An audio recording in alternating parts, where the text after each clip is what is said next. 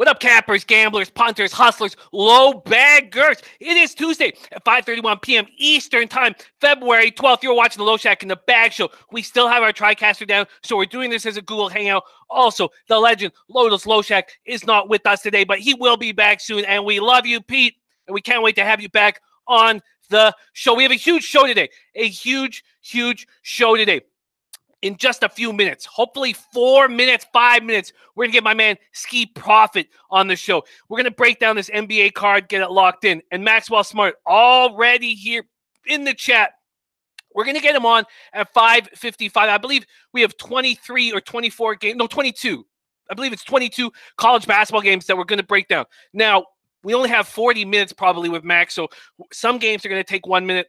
Couple games are going to take 2 minutes. We're going to get through them as fast as we can. I've been on a huge rolling with my man, Maxwell Smart. Can't wait to have him on the show, but we don't have a show if it isn't for these great cappers that are in our chat. Shout out to Vinny Cornell, Jay Lopez, Elio Topset, Max and us, Flipper13, Doug, Hinch, Curry, Winters, Hobart, Herberger, Corey, Max, Smooth Godwin in the house. Nice to have my man Smooth rolling with us. Jeffrey Harris, Jorge, don't play. Dan Kelly says, I got on first half LA Lakers -2, -115 this morning. It is now -3 at -115. That's a big point. That is a huge point. Dan, you got me off of taking the Hawks early. We got Jorge, don't play like in the Sixers. Celtics over Vegas Gun in the house. VA Sleeper, A Spitz, Marcus Angeles, Mr. Gokester, Josh Harmon, Charles Barkley, Headshot. Okay, it's moving too fast now. Ricardo Gutierrez, Paco Healy, whom I'll be rolling with in Los Angeles when we're taking Low Shack in the Bag on the road next week in LA. DJ Big Boss has got us on some of the dopest spots in LA. Thursday night, Friday night, Saturday night after parties. We are renting a house.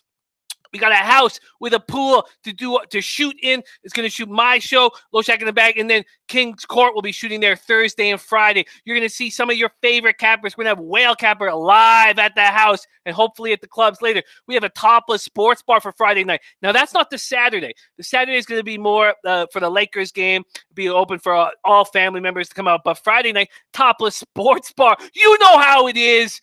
And I'm starting to feel better. And every time I start talking about LA, I start feeling better because I'm so goddamn pumped. Now, the day has not started out great. I was on the Hull City with you guys. I'm down $143. This month has not been very good.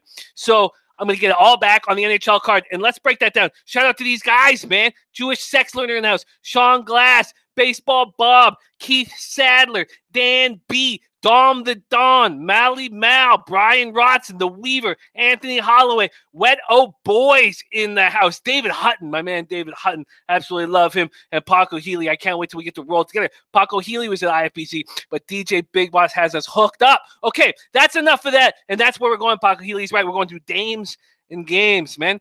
Dames and Games on Friday night. Doing it right. Shout out to Leroy Flood. Okay, Dan Clay says, every day you are sounding a bit better, but you should take off the rest of the week before you go to SoCal. You know what, Dan? I don't wish I could. This is the only place I ever want to be is with you guys. And that's what's changed in my life, man. I'm going to LA to go hang out with my best friends. That's what you guys have become. Paco Healy says, Big Boss, the LA Kingpin. We're going to do it right. We're going to do it right. I'm pumped. Robbie Tops, trainer Tone in the house, like in case they're on the money line time. Okay, we're going to just walk through my action on this NHL card. I did make the parlay that I talked about with you guys on the early show. I got plus 362. Those were my two favorite plays on the card. Blues, Knights, -1.5. It was the perfect time to parlay them, and that's what I did. Now, let me put a half unit on, $100. Ricardo Gutierrez saying, Ski the Prophet. Yes, we got the Prophet in the house, and he's going to be, he's already there. He is already there. Ski in the house. Okay, Ski, I'm going to jump at you in a second. I'm just going to quickly go over my NHL card. But, man, I love my guy, Ski Prophet. Okay, I'm on the Bruins -1.5 at plus 125. I think exactly like the game yesterday with the Kings and the Capitals. The Blackhawks you're getting a nice line on this dominant home squad. The Bruins are 27-3 at home. The Blackhawks are just 11-14-3 on the road. I know they're on a winning streak. I know Kane's playing well. I know their power plays improved. I see a lot of value here. Also, the Bruins are playing low-scoring games. I'm on the under 6.5. That got some backlash. A lot of people liked the over in this spot on Twitter today, but I'm on the under 6.5. My man JD says, Jimmy just made my first withdrawal from Bookmaker. Thanks to the show. Much love to all who contribute. JD, low bagger, love you, and I'm glad to hear that. Raw Roger says, please let me know your favorite NHL play of the day. In all honesty, my favorite play of the day is probably the Vegas Golden Knights -1.5. but I also like the Blues -1.5 a lot, and I parlayed those to get plus 362. Okay, so let's just roll down, and then let's get to the hardwood. I'm off the Islanders-Sabres game. I can understand why people would back the Islanders here, but I just don't have great success with road favorites in the NHL. So I'm off that. Stars-Panthers over 5.5. I like that a lot. It's going against all the trends, but I like it a lot. Both goaltenders, whether it be Reimer or Luongo, who I didn't even know who was going to be in that, is when we did the morning show. Maybe you guys do know now. And Anton Khudobin, both of them I do not believe in, and I don't trust. So I'm on the over 5.5, even though it's going against trends. I'm on the Blue Jackets -1.5 at plus 182. I'm on the over 6 Hurricanes at Senators. I'm on the Lightning -1.5 at plus 168. I'm on the St. Louis Blues -1.5 at plus 125. That's a play I like very, very much. I think the Devils are going to get into trouble when they're on the road. So that, maybe both the Blues and the Knights are I would say, equally favorite plays right now. It's just that the Blues have been playing well. They're just coming off a home-and-home sweep of the Great Predators, and the Knights need this win badly. That's why I guess, okay, maybe I would say 51-49. I would like the Knights over the Blues. Then Predators -1.5 at plus 125. I'm off the Flyers wild game. Jets -1.5 at plus 125 is another play I like. I'm on the under 6.5 in Maple Leafs at Avalanche. John Cooker says, Jimmy, had you heard of Big Rob? No. I mean, we all have a Big Rob in our communities. There's a Big Rob in my communities. We call him Bobby Pantload, but I'm not sure if I know your Big Rob. Shout out to Lance LaRose, says, love your hat, Jimmy. I had to turn things around. Having a bad week or so in NHL. I needed to get the Nords to fix that. And then I'm on the Knights -1.5 at plus 120. That's my card. I also put a half unit on that parlay. Knights -1.5, Blues -1.5, and that's what it is and what it isn't. And without further ado, let's bring in an expert for this hardwood NBA card, and we have enough time. One of the things I hate is when we bring in these experts, but we don't have enough time. We do have enough time. Only 5 games on the card. We have at least 18 minutes or 17 minutes to run with my man Ski Prophet. First off, Ski Prophet, thank you for joining us. How you doing, my man? I'm doing well, Jimmy. It's nice to be back on here talking sports with you. This card, it's a lot of things that look kind of too easy, and I know me and you don't really like the too easy games, so I'd like to see what you think on some of these. Well, I tell you what, these too easy spots that I've stayed away from have cost me money of late. You're right. I like when we see a play, we have an angle, and the whole world isn't on it. That makes me feel more comfortable. Dustin L says, join late. What's the best NHL play of the night? I really think it's a 51-49. There's 2 plays I think that are the easiest. The Knights -1.5 and the Blues -1.5. The more I think about it, I guess the Blues have an easier competition with the Devils. Coyotes aren't playing too badly right now, but I like those both the most. Okay, Ski, you're absolutely right. You nailed it on the head. I get scared off from these easy spots, and I got scared off of a few plays in this morning show. But one play I did make, and I'd love to start here. I did take the Spurs at -4 at -113. I'll check what line movement's been going on. We do now know that Valanciunas will be in the lineup for Memphis. Very curious to hear what you think of Valanciunas and Avery Bradley on this Grizzlies squad, what you think that will do with pace, what you think is going to go down in this spot, Spurs at Grizzlies. That must have been like just late news, right? Valanciunas in? I thought he wasn't going to. Okay. I like that a lot. Honestly, I was looking at this game and I was trying to find ways to back Memphis. I know I just saw Rail, his max play today is the Spurs, just like you, Jimmy. Spurs they haven't been looking good on this road trip. They've been getting their ass whipped by like 20 points per game. So, I mean, they're 0-5 against the spread their last 5. I just haven't really seen much to like. They look like they're lost in this road trip. And Memphis, since they traded away Gasol, they've won 2 out of 3 games. They're 6-1-1 against the spread their last 8. And you look at their last 5 games at home, they've been 1-possession games. They haven't been like blowouts or anything like that. So I'm not sure that we should give the Spurs team 6 points against Memphis at home here. I'm kind of liking Memphis to cover. The thing I don't like is Conley's questionable now with the illness. If Conley's playing, I think I want to jump on the Grizzlies, honestly. That makes sense, and that's obviously what the move on the spread is, because I got -4 at -113 on the morning show. Shout out to Jay Money. Jay Money in the house says Spurs get right tonight. Yeah, also Valanciunas is not starting in this game. Ivan Rabb will be starting. Valanciunas will get his run.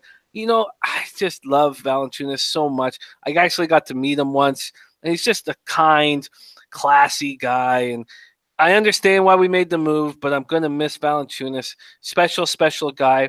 And, the Raptors team, we needed Valanciunas so badly. It took him a year before he came into the NBA, but we just needed him so badly, and he did a lot for us. How do you think he's going to look with this Grizzlies squad?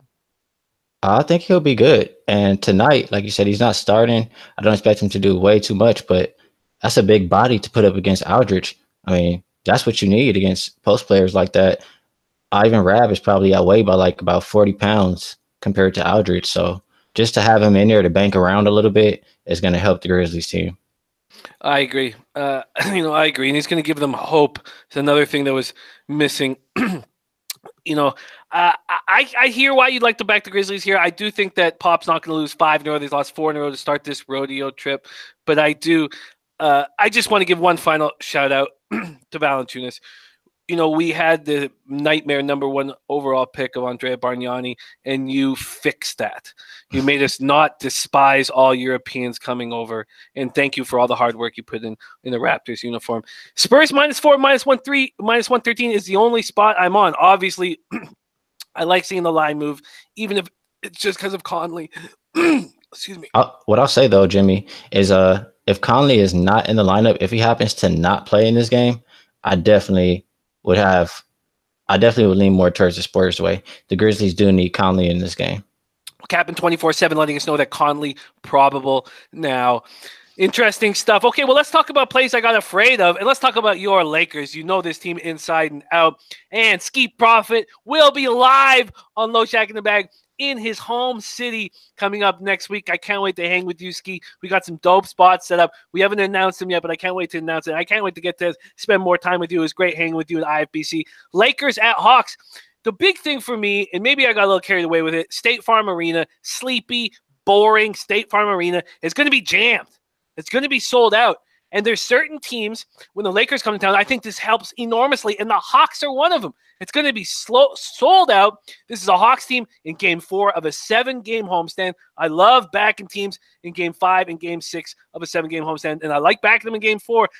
To me, everything says Hawks. Now, the Lakers, coming off that embarrassment in Philadelphia, they're obviously going to be ready to play. What's your breakdown of this Lakers at Hawks spot? I know a lot of people are on the Lakers, and it's kind of just because I feel like we know the Lakers have to win. We have to start winning games because we need to make the playoffs.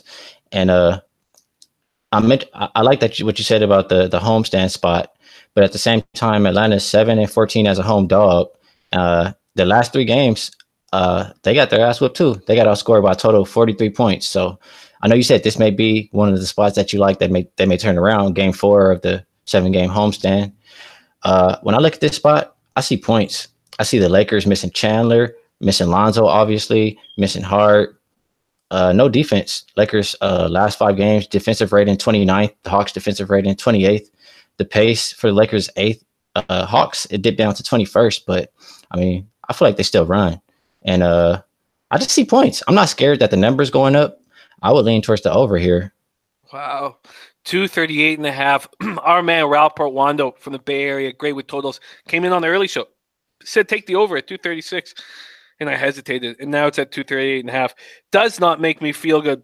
Ron Lofton says, oh, Red Girl in the house, shout out to her. And King Rail joining us as well. This is great. Ron Lofton says Lakers rarely cover the spread. King Rail says Lakers.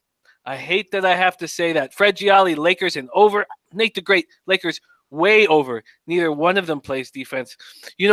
Barry Cohen in the house, great to have him. Corey Mack saying over 238. I just feel like I'm sort of on the ass end of this move, but it's not that big. It's not been that big of a move. I can understand people jumping all over it. This might be another low-hanging spot that I'm going to make a mistake with. Shout out to my man, Trot Wham, who says Lakers should be the play. So are you going to make a move on the total, and are you going to stay off the side, or what's your plan there, Ski?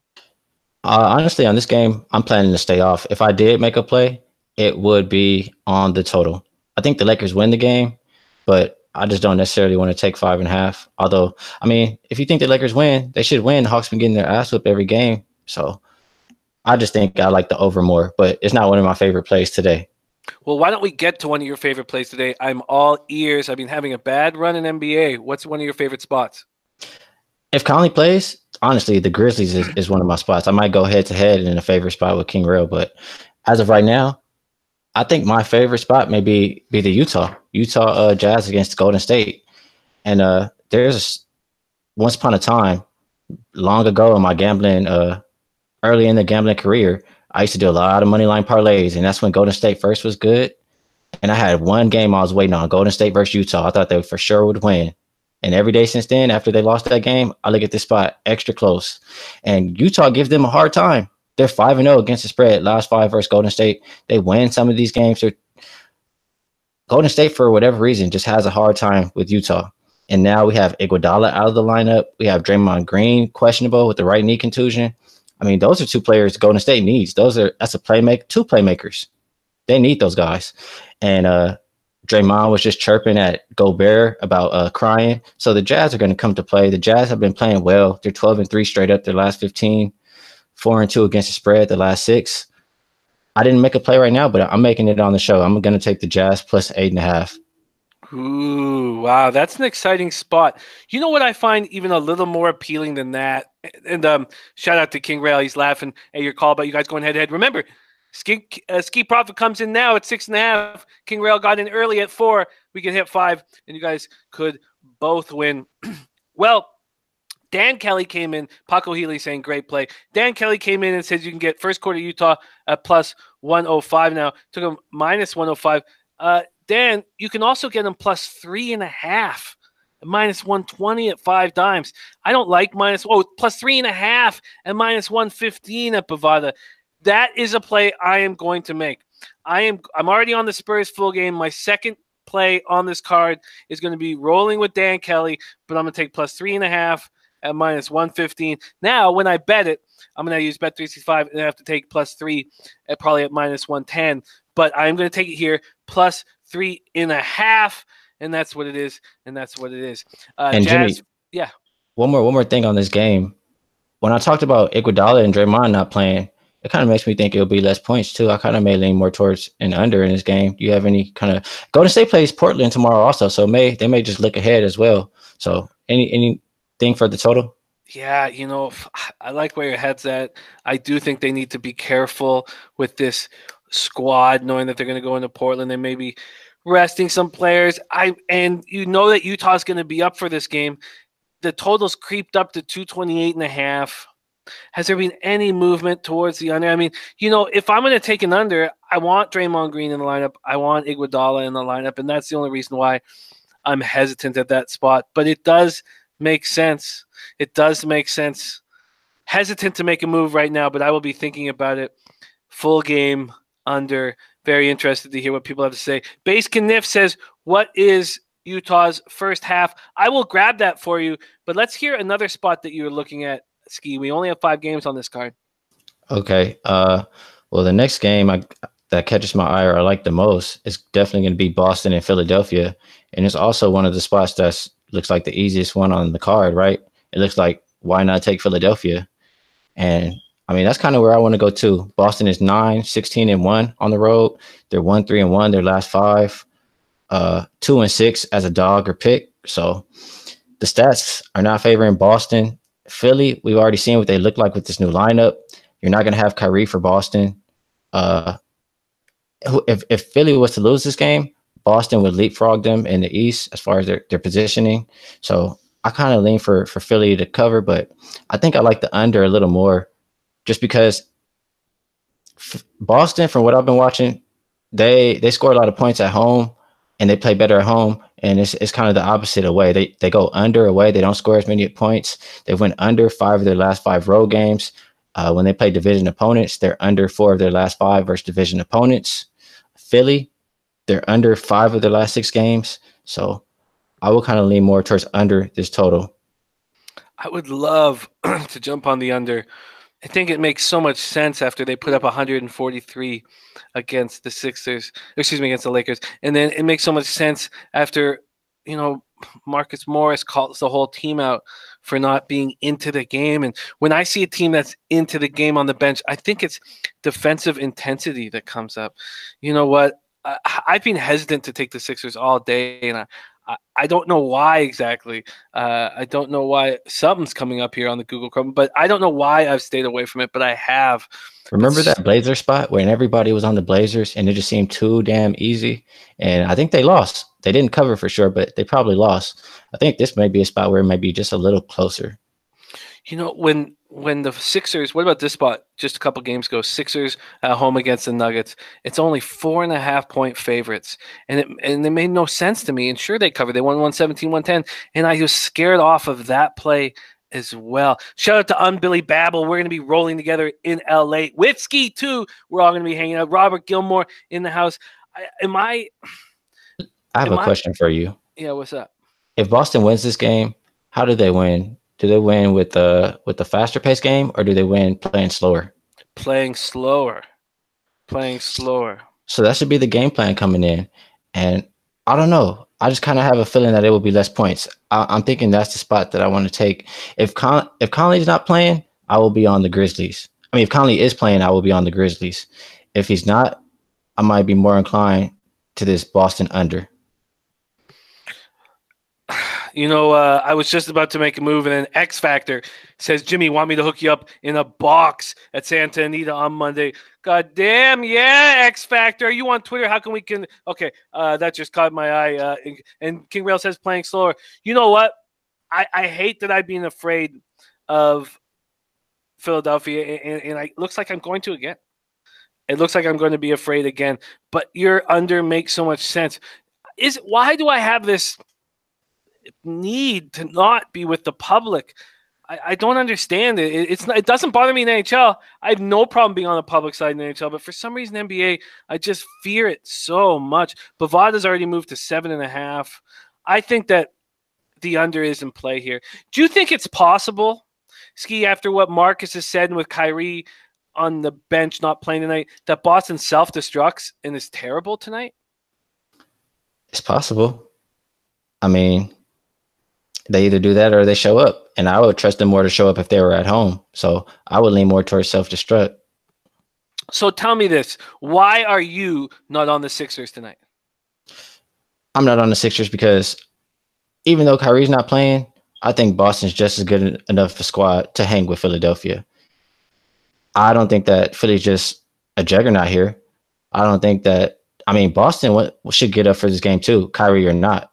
I mean, this is a division rival. You know this is who you're going to play in the playoffs. It's not like they're just going to look at this game as the Hawks or something. I think they'll get up for it, and they're talented enough to get up for it. So that's why I'm hesitant. How does the pace change with Rozier running the show instead of Irving? I talked about it. I asked you, and you kind of already said the same way I was thinking. If the Celtics are going to try to win this game, it's going to be slower pace. I am going to double up here. I've been watching Rail take these simple plays that seem simple and win with them. Why am I so hesitant to take the Sixers here at 6.5-point favorites? You know what? I'm going to hold off. I got an hour, about hour, 20 minutes probably after the show.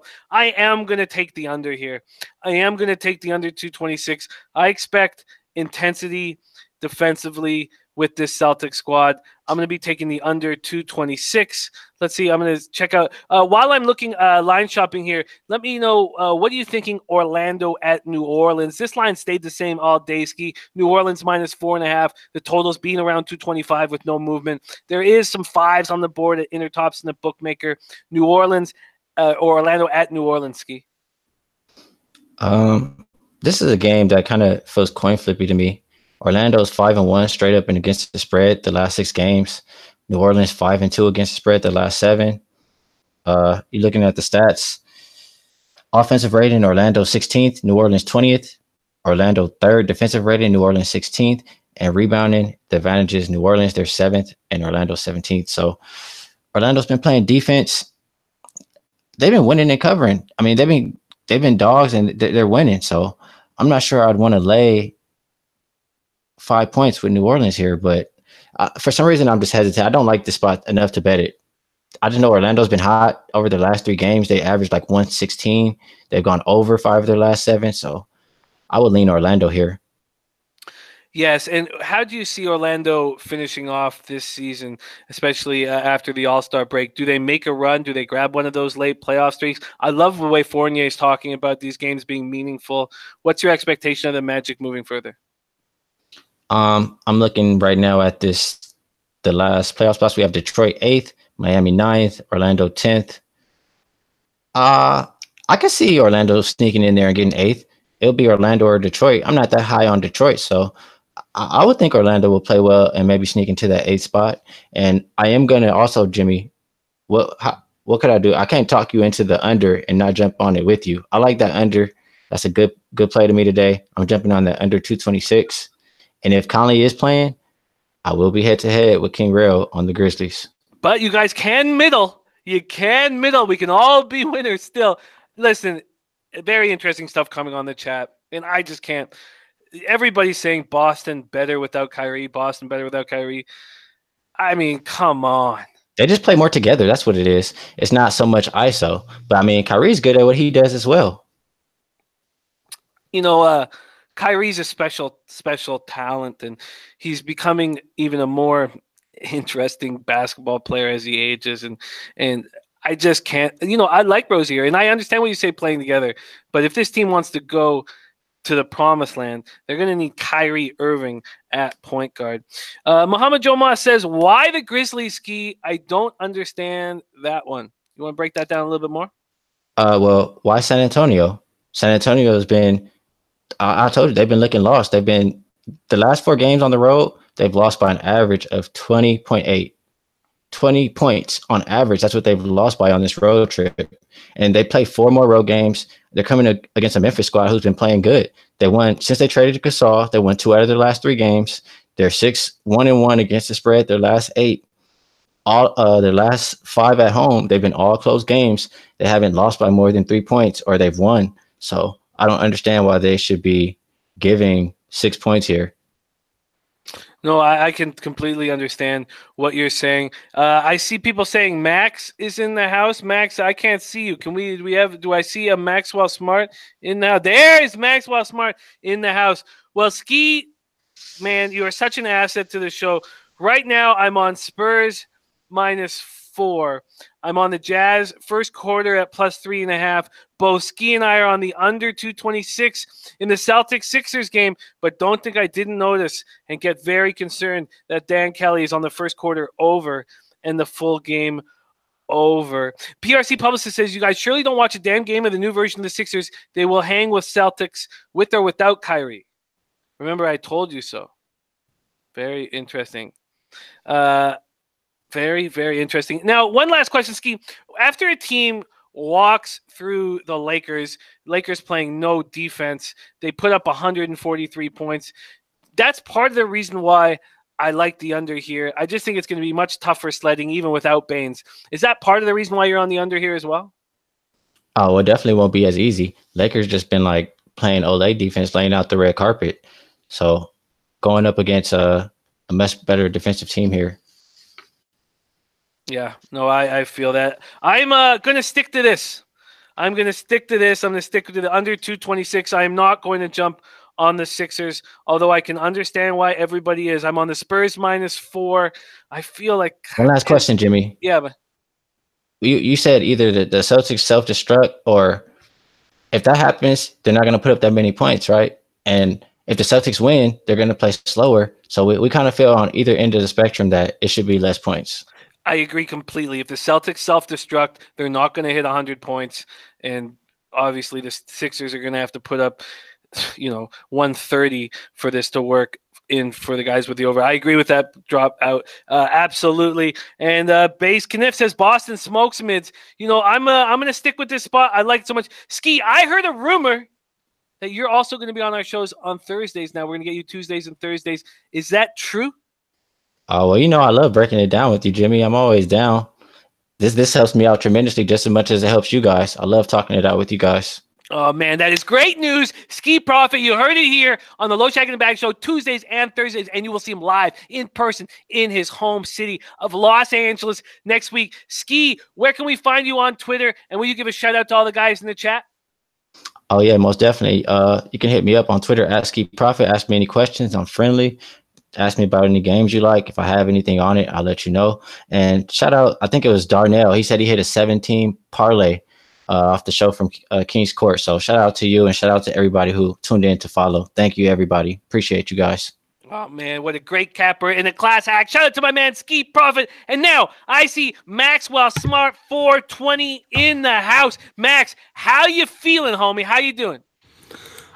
Pretty cold right now. We're having a pretty big snowstorm, so I'm trying not to go outside, and I really want a burrito. So let's get down to the capping so I can stop thinking about burritos. Interesting facts, Max. Interesting facts. All right, let's get to work. We don't have a lot of time, and we have a lot of games to get through. So feel free, Max, to decide what games deserve 1 minute, what games deserve 2 minutes. We will be getting questions from the chat. Already, we got some interesting stuff. My man Jay Lopez says Purdue first half, lock it. Raven in the Desert sees the LSU hat, but we're going to go in order. Get your pen and paper out. We've been rolling. We've been very hot since my 3-6-1 day. I've been having you know what, Max? Truly, this month would be incredibly awful if it wasn't for you saving me in college basketball. So from the bottom of my heart, thank you for that.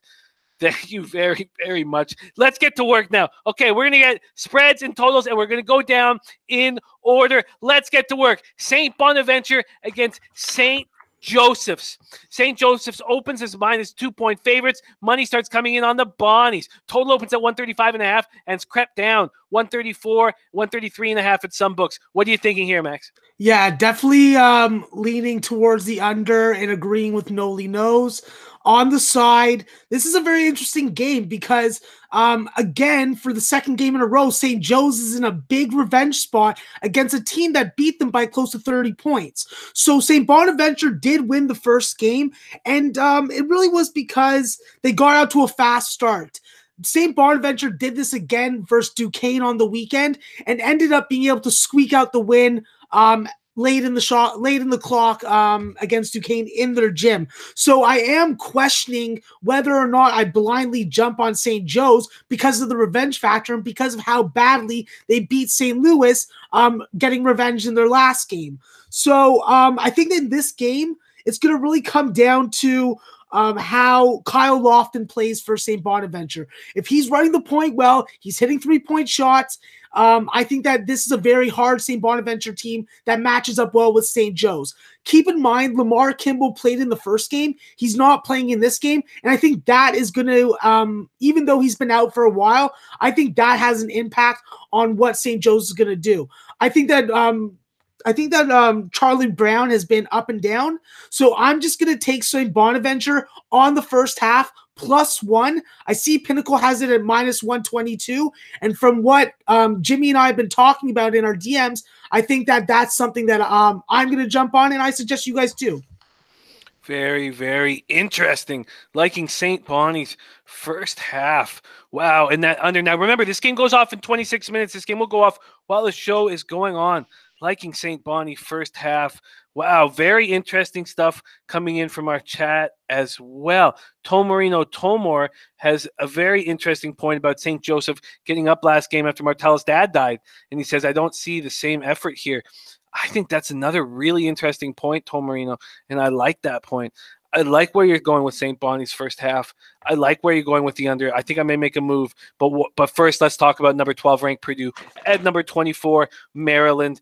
Total has gone down 2.5 points, 2 points or 2.5 points at certain books. And the spread, Purdue, let's see here, opens as a pick'em, is now 2.5 or 2-point favorites. Purdue at Maryland. Yeah, this is a really interesting spot because obviously these teams have already played against each other, but I think that both teams have changed dramatically and grown since that game earlier in December. I think that Maryland really needs Anthony Cowan to step up to the plate, know that he's going to be in the spotlight versus Carson Edwards, and really take it upon himself to take control of this game. He had a bad shooting game in their last game against Nebraska, but it didn't matter because they played such incredible defense against Nebraska, limiting them to 45 points. So I'm actually going to be going with Purdue first half. This is a recommendation based on one of my friends, Mr. Lopez. He is pretty good at these first half plays, and I think that there is some value in the first half because you know that if Purdue isn't making shots in the first half, that they're gonna be in trouble. This is not a team that I want to be backing when they're down 12 or 13 points at the half. So I'm gonna go with Purdue first half, and I'm gonna just do what I do often in games. I'm gonna take both sides and take one team the first half and the other team the full game. So I'm gonna take Maryland plus 2.5, and I'm gonna take Purdue first half -1. Wow, very, very interesting breakdown. I am going to listen to both Noli Knows and my man Maxwell Smart. I'm going to take the under 134 in St. Bonaventure St. Joseph's. That's available -134 at -110 at BetOnline. I'm also going to take St. Bonaventure first half. That is at +105 at both Heritage and 5 Dimes. First half, 105 money line. Very, very interesting, Max. So you're taking, can you just break that? I was line shopping. You're taking Purdue first half and you're taking Maryland full game. Yes, I am. Wow. That is an exceptionally interesting action right there that I am going to think about as we move on to the next game. Pittsburgh at Boston College. We had, I forget who, it was a capper whom I love, and I can't remember who was on it, but somebody loved Boston College -2.5. It's coming to me. DJ 100 Grand. DJ 100 Grand tweeted out Boston College -2.5. His favorite play on this college card. Boston College opens as 2.5-point favorites and it's gone down actually to 2 at some books. Total opens at 143.5. It's dropped 3 to 3.5 points. What do you think in Pittsburgh at Boston College? Yeah, this is a very simple breakdown for me. Pittsburgh hasn't won on the road. They didn't win on the road against Wake Forest. I backed the home team there. I'm going to back the home team here until Pittsburgh proves to me they can win on the road. I'm taking Boston College. I'll be jumping on the money line. I'm not taking the -2. I find that in these types of games, I'd rather pay a little more juice and still get my same unit at the end of it. So give me Boston College money line. Do you understand this total move that's gone down a full 4 points at BetOnline? I think that just Pittsburgh is a better three-point shooting team at home, and you think that they're going to have to grind a lot more to score against Boston College on their floor. I could be totally wrong. I didn't really look too hard at this total. This wasn't one of the games that really interests me. I looked at it. I knew what I saw. I know what I've seen with my eyes, and Boston College was the play for me on it. Interesting stuff. So far, I'm just sticking with doubling up on that first game. Let's keep rolling along, Maxie. Love having you on this show. Davidson at Fordham. Davidson opens up a 7-point favorites at BetOnline, quickly moves to 7.5. Bovada hanging a -8. The total opens at 125.5 and is moved up. Again, Pinnacle leading the charge. And if you look at the under, it's another situation in that St. Bonaventure St. Joseph game. It's another spot where it feels like Pinnacle does not want you to take the under here, and it's actually changed now. It's 134 at -115, but still juiced towards the under. Davidson at Fordham, 125.5 total open, and it's going up. Pinnacle leading the way at 127. What are you thinking here, Max? Yeah, on paper, Fordham shouldn't have a chance in this game. But if you watch any Fordham games and you've lost money on betting against Fordham, then you know who Nick Honor is. And he is one cold-blooded, ice in his vein motherfucker. And I'm telling you, if he gets off tonight against Davidson, there's going to be problems. This is a team that, on paper, they only have 2 guys that score in double figures. But this is a team that can force turnovers. And when they force turnovers, that leads to fast breaks or open 3-point shots. And I think that turnovers are going to be key for them to be able to stay within this number. But the biggest thing that is keeping me off this Fordham side is that they play 49% field goal defense. And if you know this Davidson team, they'll feast on that, especially on the road. I think that this team really needs to get out to a good start. I think that they have a better first half advantage in this game rather than full game. So I'm going to actually take Davidson on the first half, and I can get them at -4 right now at -111 at Pinnacle. So that's what I'm going to do. Davidson first half. Interesting. It's moved slightly in their direction. It's a play I'm very interested in. Let's move on to Georgia at Texas A&M. Texas A&M has stayed 5-point dogs, or excuse me, 5-point favorites all day long. The total has stayed at 148.5. A couple books have moved down a half point. Max, Georgia at Texas A&M. Yeah, this is a very simple spot for me. There's a lot of drama going on with Georgia between coaches blaming himself and blaming the players for their performance. I think tonight they get right. I don't like Texas A&M as any kind of favorite so far this year. When I looked at their ATS numbers show that they are not capable of covering spreads consistently. I think that you do have Wendell Mitchell, you do have TJ Starks and Savion Flagg, but these aren't the kind of prolific scorers that are going to put Georgia down like Ole Miss did in their last game. I think that Georgia gets up for this game. I think that it's a couple too many points. I'm not saying to take them on the money line, but I'm jumping on Georgia +5. Jumping on Georgia +5. I know we got to keep a brisk pace, but why in this Davidson spot would you not want more time to cover the spread? And just quickly, I know we got to move on, but why is that first half jumping out at you more than the full game? Well, because when I look at first half and second half splits, I see that Fordham is playing a lot better the second half. I have seen a couple games where they have gotten out to a lead, but that was on the road. I think that they're going to be I think that they may be a little still-footed at the beginning of this game. And I think that the way that Davidson's been playing defense in the conference, they're only allowing 58 points per game in conference. And they're playing 25% three-point defense. So if you could shut down Nick Honor, then you're really depending on Antoine Portley and Jalen Cobb to do the majority of the scoring. And in the first half, I think that Davidson could surprise them a little, really get out to a nice lead. And then, like most college basketball teams, they make adjustments at halftime and then maybe close the gap a little and make it a little more interesting full game. It's a spectacular breakdown, and I am on Davidson first half -4. Jay Money said Davidson coming off a loss as well. And Max is on Georgia +5 full game. Sorry, let me move to spread. Moving all over the place with spreads and totals here at SBRodds.com. Okay, we're coming to a big one. Max, you've had such an incredible read on Kentucky. You had a great read on both these teams, but you knew exactly when Kentucky was going to turn the corner, and you put money in our pockets. Now LSU comes to town.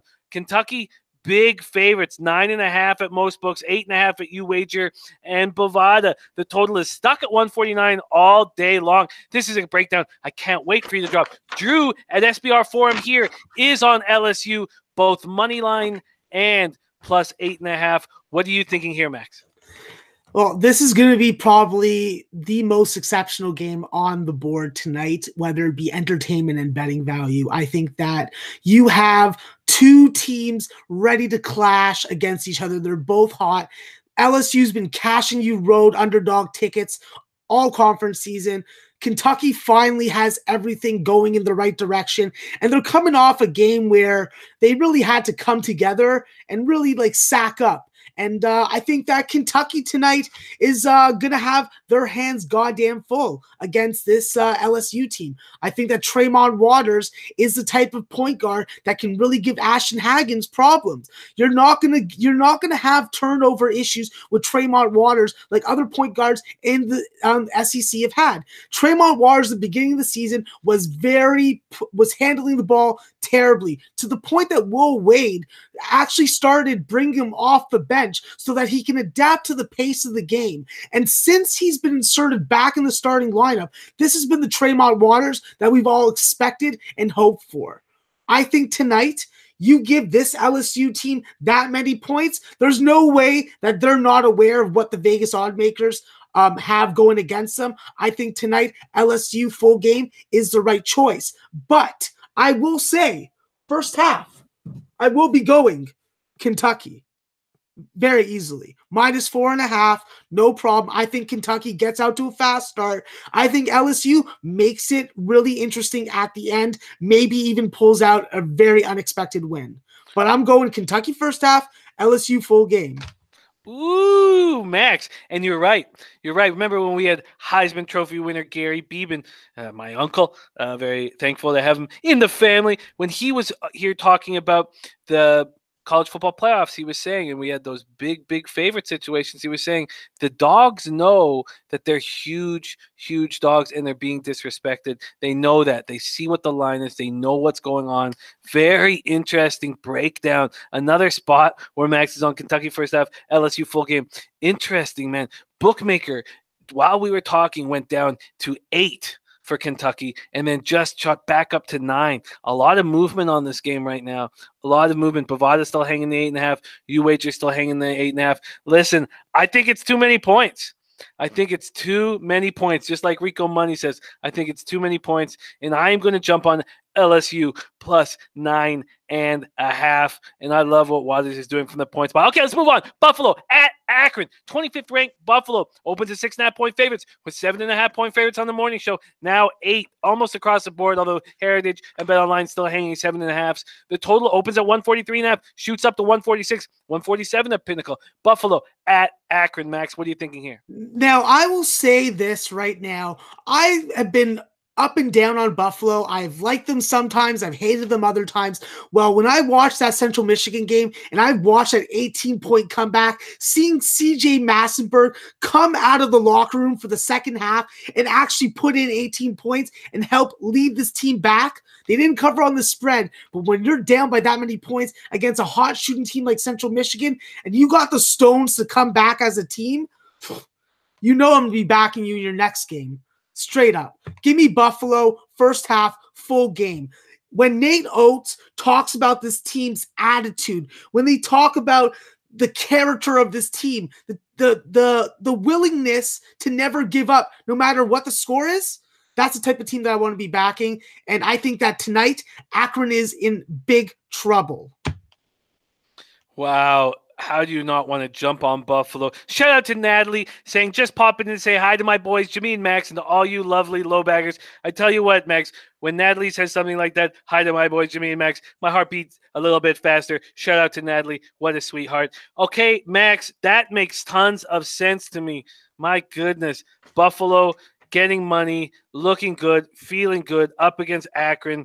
That first half and full game is very, very appealing. I think I will jump on that with you. But before I do, let's move on to the next game. Central Michigan at Bowling Green. And by the way, Max, you are doing a hell of a job keeping this brisk pace through all these games. You guys in the chat, can we give Max some love? It means so much to have him on our show. Central Michigan at Bowling Green opens with a total of 157.5, moves up to 159.5 and 160.5. And the spread, Bowling Green opens at 7-point favorites and money coming in, just a little bit of money on Central Michigan to cover 6.5s mostly across the board, although bookmakers still hanging at 7. Central Michigan at Bowling Green, Max. Yeah, this is going to be a really good revenge spot for Central Michigan. They lost by 10 in overtime. I think that it's a really simple formula for Bowling Green. Bowling Green has played way better at home. We've all seen it. We saw the Buffalo win. This is a team coming back home. They need two things to happen. They need Dylan Fry and Justin Turner to just be themselves. They need to hit threes. They need to play great perimeter defense, because if these two guys aren't going for Bowling Green, Antoine Lillard and Mike Laster aren't enough to take on this very heavy scoring, very well-rounded Central Michigan team.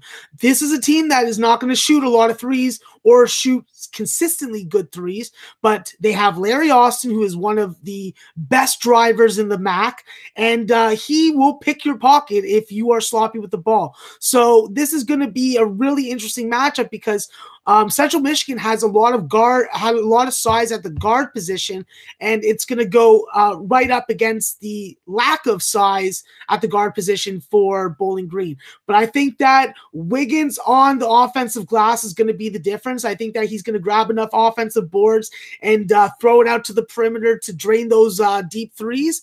And I think that Bowling Green tonight is worth a shot in the full game. I will, however, be looking to back Central Michigan on the first half. So I'm seeing at Pinnacle, which is the book that I predominantly use aside from Bet365, I'm seeing that they're hanging a plus 4 at minus 126. And I think that they don't want me to take that, so I'm going to take it. Plus 4 first half and Bowling Green full game. Wow, another spot, just like in LSU, Kentucky, where Kentucky first half, LSU full game. He's taking Central Michigan first half and Bowling Green full game. I like the Central Michigan first half play. I like this. I like this card a lot. Let's keep rolling. Eastern Michigan at Ohio. Ohio opens up as 1.5-point favorites. Money comes in on them 2.5 and 3 at some books, but the total is dropped 5 points. Opens at 130. Is 6 at Bet Online. Opens at 131.5. Now down to 125.5. Very, very interesting. Big drop in the total. Max, Eastern Michigan, Ohio. Yeah, really simply in this spot, you got to play Eastern Michigan +3 if you're going to play it. I will not be playing this game side or total. The total has moved way too far in the under. I would have to take the over, but I don't trust taking the overs with Eastern Michigan zone. They got the 2 Twin Towers and Toure and Thompson. They're good for doubles, and then you got a good solid transfer from Eastern Kentucky and Paul Jackson. I think that this number is just mispriced. I don't trust Tivion Kirk and the turnover-prone basketball he plays. I do like Jason Taylor and Jason Carter and Doug Taylor, but I just think that matchup-wise, Eastern Michigan has the advantage. You want to give me 3 points. I seen that the line moved in Ohio's favor. But if you're going to twist my arm and make me bet on this game, I'll take the dog +3. The dog +3 going against the market move. Very interesting. I have jumped on another play. Some days I jump on a lot. Some days I don't. I am going with Max on that Central Michigan first half +4 at -115. I get the luxury of line shopping on SBR odds and using all of these books, which I don't on my own personal with my own personal action. It's a huge luxury. I'm getting my +4 at -115, and that is available at, I believe that was available. Shit, I didn't write that down. I think it was available at Bookmaker, but I'll double check that.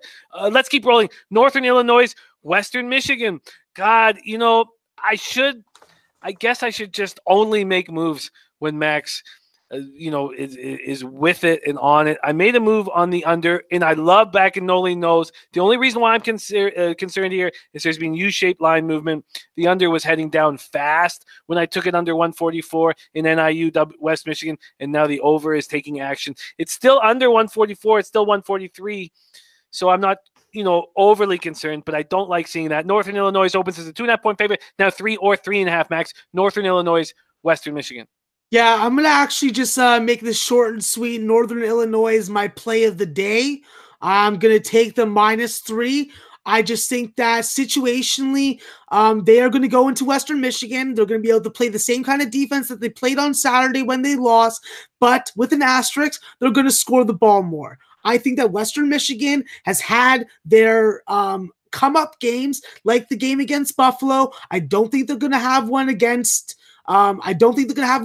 Northern Illinois tonight. I'm simply going to take Northern Illinois, which I think is a more talented team, and I'm going to ride it. So let's take Northern Illinois as my play of the day, -3. LoBagger's play of the day. That caught my attention. He's straight fire. So, and if you're counting now the last 7 plays, LoBagger play of the day, he is 5-2 in them. And I just wish we had Lotus Loshak to give us to start tracking Max. Now, Max hopefully will be ever present on our show, especially next year, and we're gonna have more stuff for him. We'll give him his own graphics and stuff like that. Maybe we start doing that once we come to the conference tournaments and the big NCAA tourney. We want to do a lot with Max for that month of March. So NIU is his play of the day, and I hear that, and we'll jump on it. And I'm getting -3 and -105 at Heritage. Wow. Okay, let's keep rolling. Big boy game. Number 11th ranked Michigan State and number 20 Wisconsin. You guys were on Michigan State this morning, and now if I jump on it, I'll get even a worse line. Michigan State opens as a pick'em, now -2.5. And some 2 still available. What are you thinking in this big game, Michigan State at Wisconsin, Max? Yeah, this is a game that I got to play by the half, because how many teams can really go into Madison and really beat on Wisconsin? Well, Michigan State definitely has the capability to. The question mark for me is, what's the status of Kenny Goins? Kenny Goins has actually discovered a 3-point shot in the last couple games, and I think that's big element that we need to take into consideration, whether it's on the court or off the court tonight. So what I'm going to do is I'm going to take Michigan State on the first half, and then I'm going to see how the game flow goes. If Michigan State is able to control the pace and get to the bucket and score, then I will jump on them full game. But I'm going to play it safe, and I'm going to take it first half. Michigan State first half is the play. Do you have any feel on this total? Opens at 130.5 and it's moved up to 131.5? No, not at this time. Michigan State first half.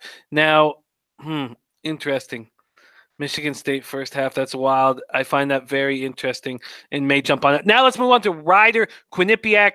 This is one of the games where there's been quite interesting movement. Quinnipiac opens as a favorite, -1.5. Now Rider is the favorite at 1 or -1.5. The total's moved up slightly. What are you thinking here, Rider at Quinnipiac, Max? Yeah, this Quinnipiac team has really been impressive. And when I watched their game against Iona that they covered and won outright as a 4-point dog, you really saw guys like Jacob Rigoni and Rich Kelly really take it on and really handle the ball well and really play great perimeter defense on some Iona's big guards. I think that Quinnipiac has definitely got to be the play tonight, but I just worry that this Rider team is going to freaking find its legs, realize that we're playing under our potential, but I got to just keep on riding Quinnies.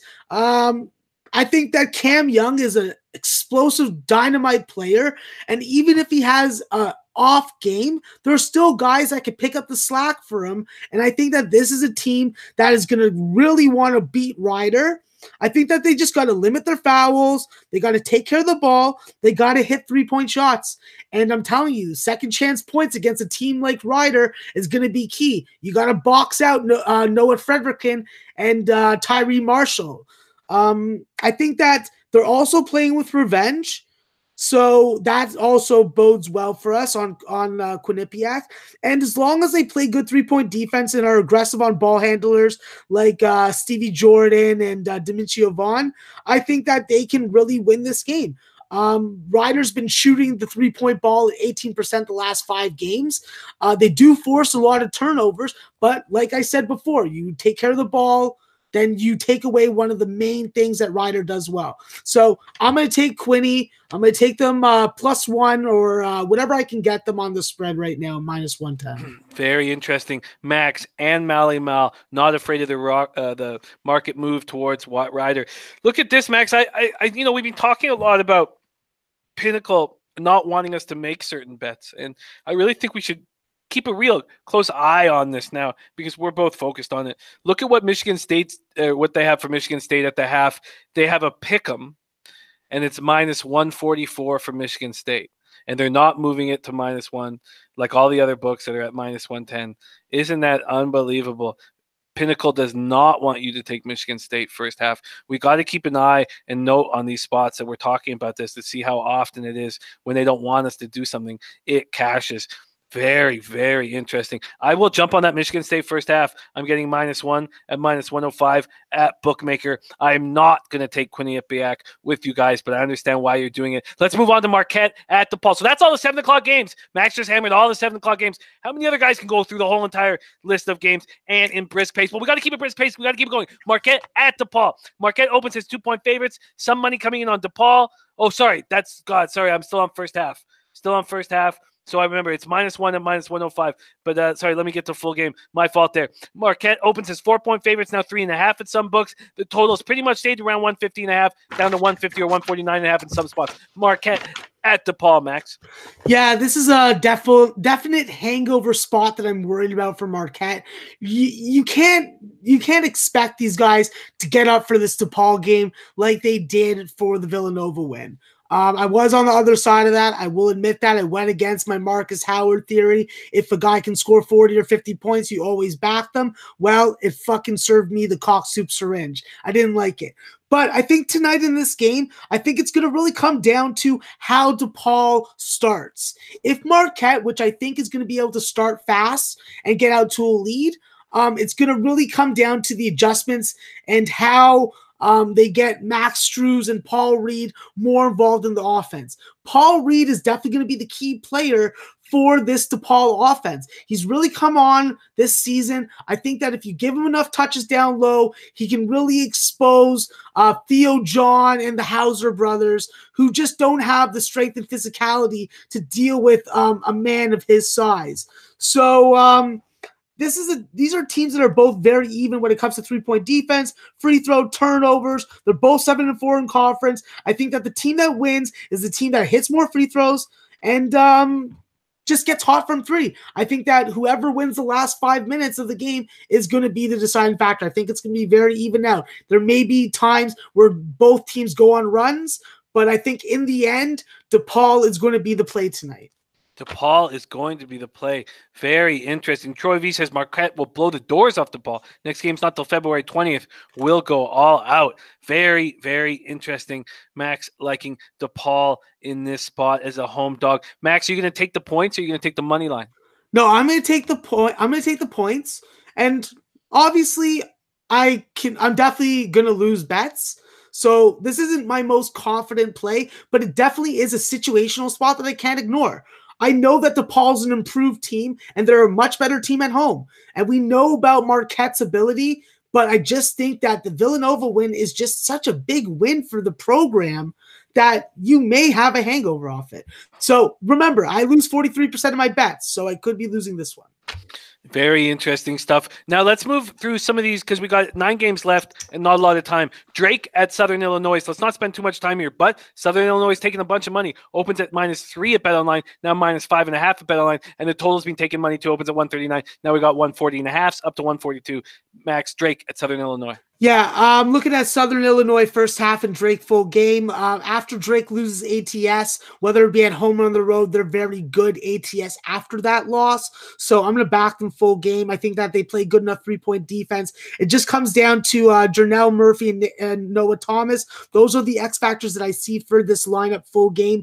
I think that first half, this Southern Illinois team struggles ATS for teams above 500. They're 4-8 ATS at home. They shoot 65% from the free throw line, and they play almost 40% three-point defense. So I think that in the first half, Southern Illinois is worth a look. I think that Drake's the play full game.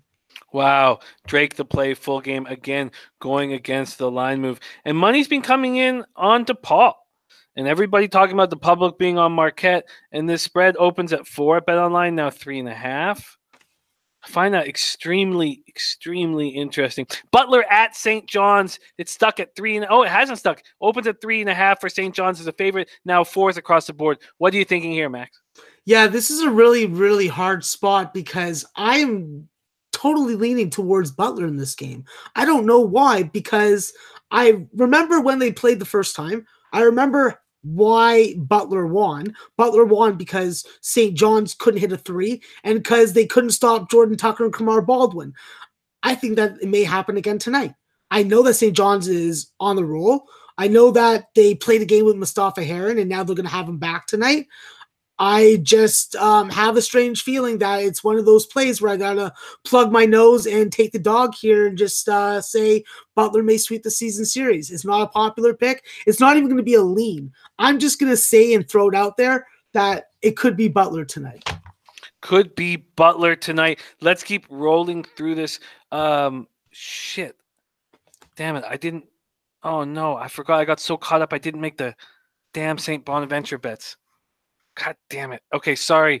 Oh, God, that makes me angry. Okay, let's not focus on my irresponsibility, and let's move on to a big game. Michigan at Penn State. God damn it. Michigan opens at -7, then -7.5, -8, -8.5 at Bovada. The total's gone from 128 to 129.5 at Pinnacle, but still at 127.5 at Bookmaker. Very interesting. Michigan at Penn State, Max.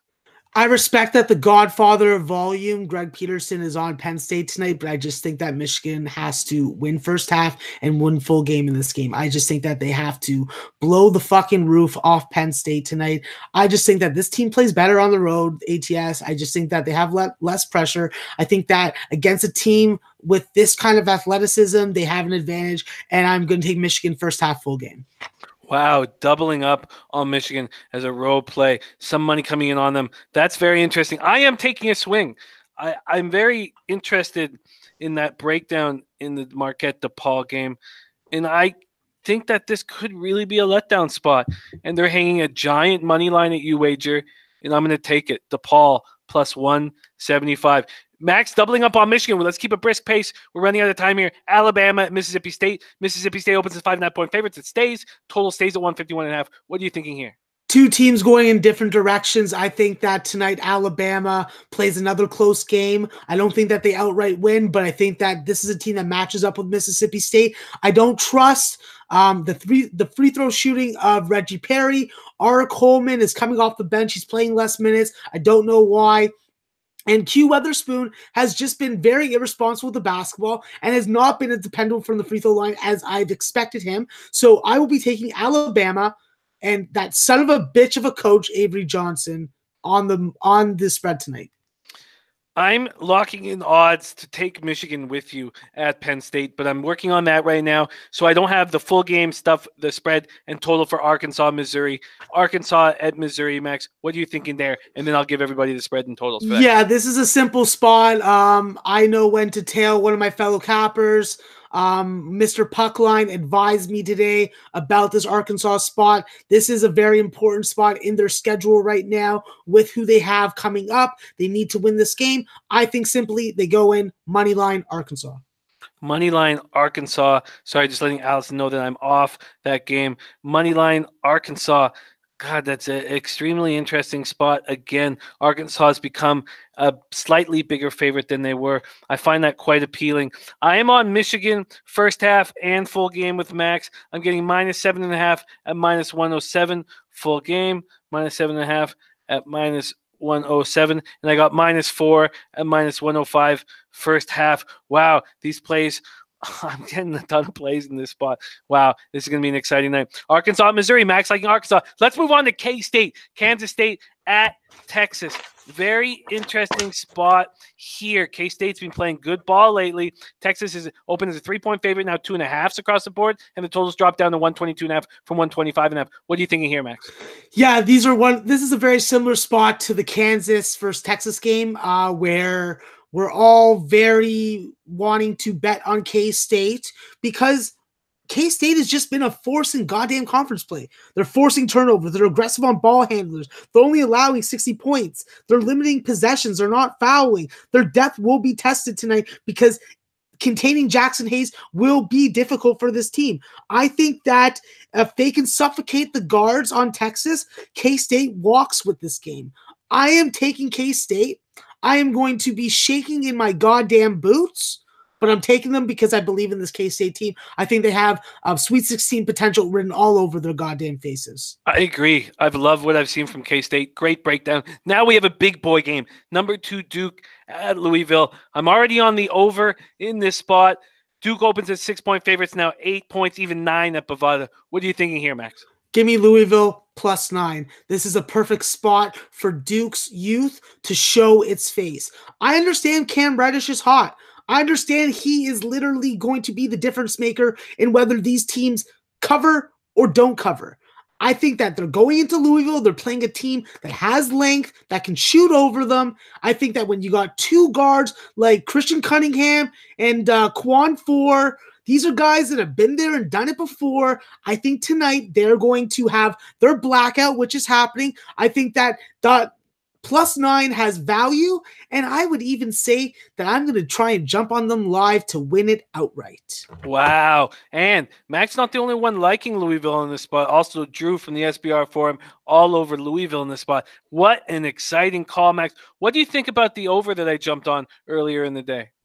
Yeah, usually I'm looking towards playing Duke games under, but like I said, this is a Louisville team that has the length to shoot over Duke. And I think that Duke's going to be able to score against Louisville. I think that Louisville's going to be able to score against Duke. I think that the pace will be I think Louisville will try to slow the pace down, but when you're playing against these kind of kids, you're not going to want to play ugly basketball. You're going to want to play flashy basketball. You're on ESPN. Come on. I hear you. I hear you. I agree with that. I'm on the over. And I also jumped on Kansas State money line at plus 136. Max, now, unbelievably, I didn't get to bet St. Bonnie under and St. Bonnie first half. So we'll see how that plays out. But regardless of that, mark this day down, February 12th. This will be the most money I've had on one day of action in a long, long time. I'm sure I touched this last year, but certainly in 2019, this will be the most action I have because I already have $2,600 invested in the NHL card. Ooh, God, it makes my heart pound through my chest, but this is a big turning point for my month and for my year so far tonight. Air Force at UNLV, Max. UNLV opens as 8.5-point favorites, now 9 across the board. What are you thinking here? Yeah, I could be setting myself up the one-up on this one, but I just got to take Air Force plus the points. I don't ever trust UNLV minus anything. I think that this is going to be a really ugly game. It's going to definitely just be a lean for me, but you want to give me 9 points against this UNLV team, I'll take it. Yeah, I can understand why you do that. I'm going to stay off this spot, and we have one last game on the card. San Diego State at Colorado State. Open San Diego State -2, up to -3 at some books, and the totals drop 2 points to 145. What are you thinking here? Yeah, definitely liking the under in this game. I think that San Diego State will play a good amount of defense, and I think that they'll be able to box out Nico Carveche, whatever the hell you fucking pronounce his name. But I think that San Diego State here, if they care about their resume and they want to be invited to an NIT or any kind of postseason tournament, this is a game they got to win. So I seen that the line movement has gone towards them. I initially was leaning towards it. It's not a play. It gets off at 11 o'clock, but I'll lean towards San Diego State in this spot. Just a lean at this point. Not going to move forward. Wow, what an incredible job. I mean, Max, you're breaking down every single game on this card. Man, are we lucky to have you rolling with the low baggers. So I'm on St. Bonaventure on 130, under 134, -110. I'm on St. Bonnie first half plus 105. And I'm not betting them, unbelievably, which absolutely breaks my heart. It's funny. It looks like that game hasn't started yet. I don't know if SBR odds is up to date, but sadly, I can't bet that. But I'm on Davidson first half -4, LSU plus 9.5 at -105, Buffalo first half -4, Buffalo full game -7.5, Central Michigan first half +4, NIU -3. That's Max's low bagger play of the day. Michigan State first half -1 at -105, DePaul money line at plus 175, Michigan first half -4, Michigan full game -7.5. So Michigan and Buffalo, we're doubling up on first half and full game. Arkansas -1.5 at -107, and K-State money line at plus 136. I'm on DePaul money line at plus 175. K-State money line at plus 136. Very, very exciting card. Maxie, thank you so much. You are a spectacular capper, and we are very thankful to have you.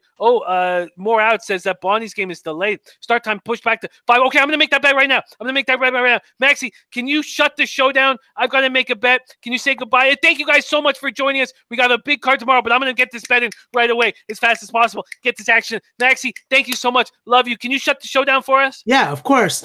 No, obviously, guys, let's serve up that cock soup tonight. Let's support local strippers. And of course, remember, in 17 minutes, we got King's Court. We got King Rail. Come on, you guys got to make sure that you guys save some money. Go watch that show. Get your NBA action in, because that is some top-notch entertainment on YouTube, brought to you by SBR. So, great show tonight. We got Northern Illinois as my play of the day. Jimmy has a lot of picks going on. He's getting in that St. Bonaventure pick right now. Let's cash it, and let's meet back here tomorrow and do it all over again. Thanks very much, guys. Have a great night.